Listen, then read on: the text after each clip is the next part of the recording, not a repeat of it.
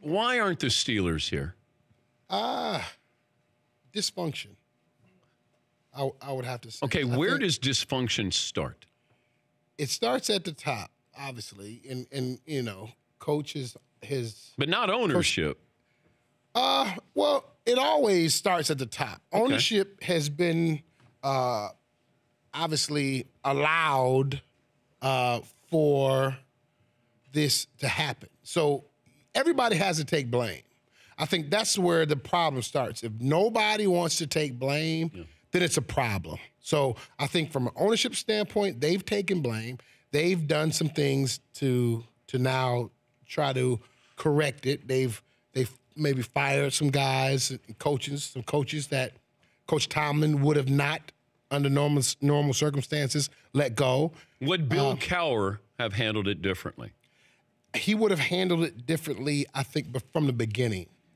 Because Coach Tomlin, what he did was an admirable thing in terms of allowing these guys a little space, allowing them to police themselves in the locker room, those type of things. And those were some of the things that Coach Cowher allowed.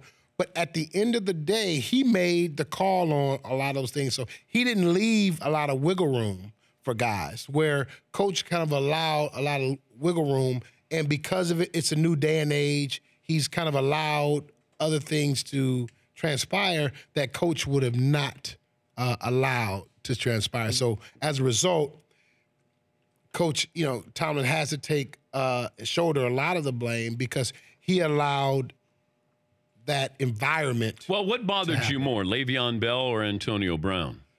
What bothered me more is Le'Veon Bell, neither side working it out. I thought it was imperative that both sides work through it because it was only going to benefit both. The organization would benefit because he's an incredible football player, but he would benefit because you had a great offensive line, you had a complement of receivers, you had a great quarterback, you had everything that would allow you to have 4, 5, 6 more years of outstanding success, and now you start looking at the other things, Super Bowls, championships, and then possibly a Hall of Fame type career. For more Dan Patrick Show, tune to Audience Channel 239 on DirecTV or download the Dan Patrick Show app.